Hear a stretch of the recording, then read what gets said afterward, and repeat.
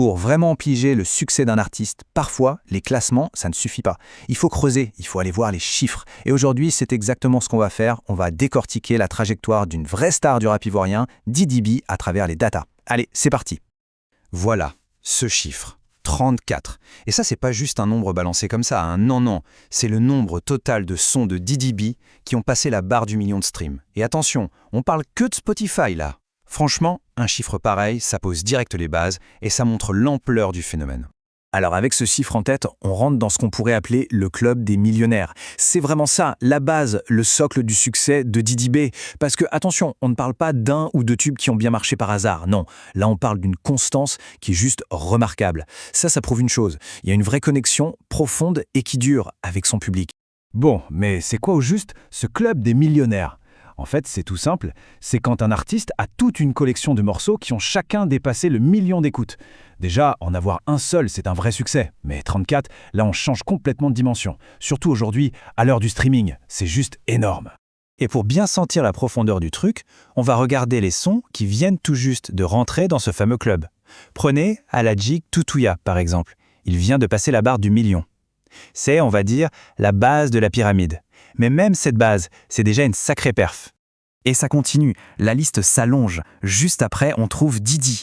Ce qui est vraiment fou, c'est la densité de son catalogue en fait. Chaque morceau, c'est comme une brique de plus qui vient construire une véritable forteresse de chiffres. Ensuite, Go.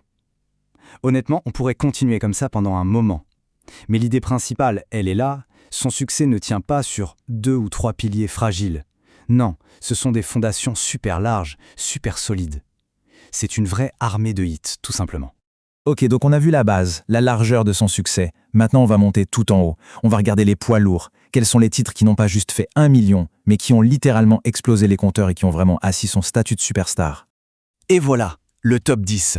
Franchement, les chiffres parlent d'eux-mêmes, pas besoin de longs discours. Fimbu qui frôle les 10 millions, Good Vibes qui le talonne, en haut à plus de 7,5 millions. À ce niveau-là, on n'est même plus dans la catégorie des succès, ce sont de véritables hymnes. La puissance de frappe est juste colossale. Alors, quand on voit ça, on peut se poser une question, non? Cet écart de fou entre les morceaux du top et le reste de la liste, qu'est-ce que ça nous dit vraiment sur la dynamique de son succès? Eh bien, la réponse, elle est juste là, sous nos yeux. Ce graphique, il est hyper parlant. Il montre la domination, mais écrasante du top 3. Fimbu, Good Vibes, en haut, ces trois-là, ils ne jouent clairement pas dans la même catégorie que les autres. Ce sont eux, la locomotive, qui tire tout le reste du catalogue vers le haut. Mais attention, cette histoire ne s'arrête pas là. Tous ces chiffres, ce n'est pas juste une photo du passé, un bilan. Non, ça dessine une vraie dynamique, un mouvement. Le succès, ce n'est jamais une destination finale, c'est une trajectoire. Et celle de Didi B, il n'y a pas de doute, elle pointe droit vers le haut.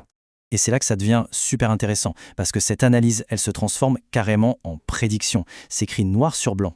La barre des 40 titres millionnaires, elle sera atteinte d'ici quelques semaines. Et ça, ce n'est pas juste un vœu pieux, hein. C'est une projection qui se base sur les datas.